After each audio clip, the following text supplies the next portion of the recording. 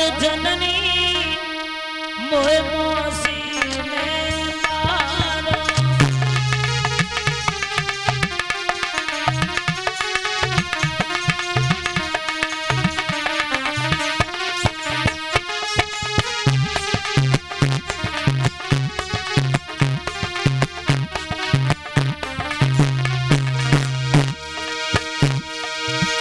मैया मोहे मौसी ने मारो,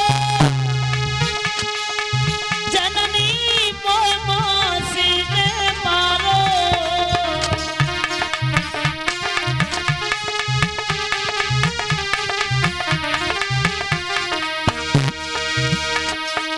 रोए रोए कहीं धुरब महाराज, जननी मोहे मौसी ने मारो।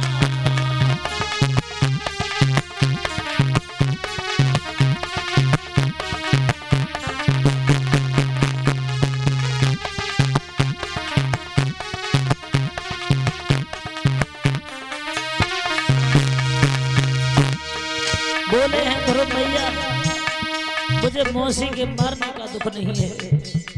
दुख तो सिर्फ इस बात का है कि पिताजी के मुंह से एक भी शब्द ये नहीं निकला कि तुम इसे क्यों मार रहे हो। इसका कोई कसूर नहीं है।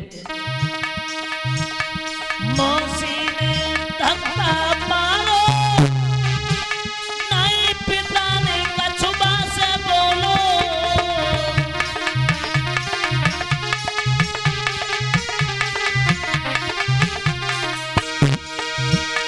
मौसी ने धक्का मारो, नहीं पिता ने कछुआ से बोलो।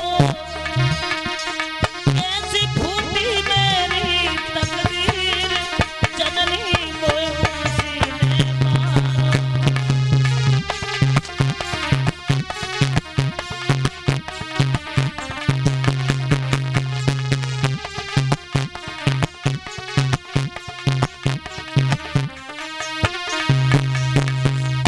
ध्रुव कहने लगे हैं मैया मुझे मौसी ने मारा है, लेकिन मौसी के मारने का दुख नहीं है।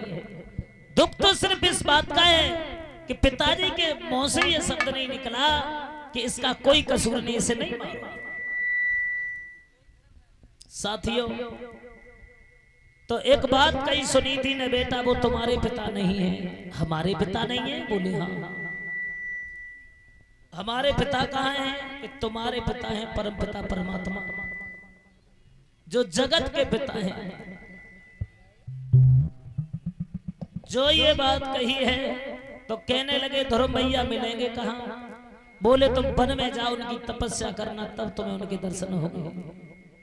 नहीं माने ध्रुव चल देते हैं। सुनीति कहने लगी बेटा नहीं जाओ, क्यों कभी तुम्हारी अवस्था नहीं है। सब्जी मांगने के लिए जब सुनीति गांव में गई है और कहने लगी लाला अभी मैं सब्जी मांग के लाती हूँ और भोजन कर लेना, उसके बाद तुम जाना, कहीं नहीं जाना। सुनीति जब वहां से चली है, ध्रुव को समय मिल गया।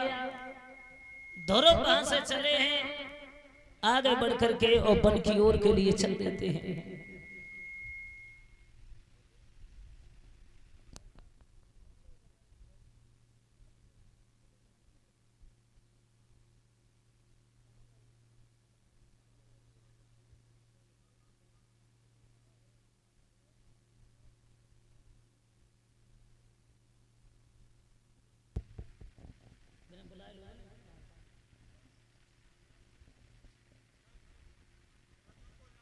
साथियों,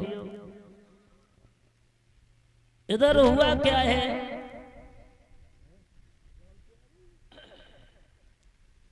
ध्रुव जो है चले हैं, नहीं माने ध्रुव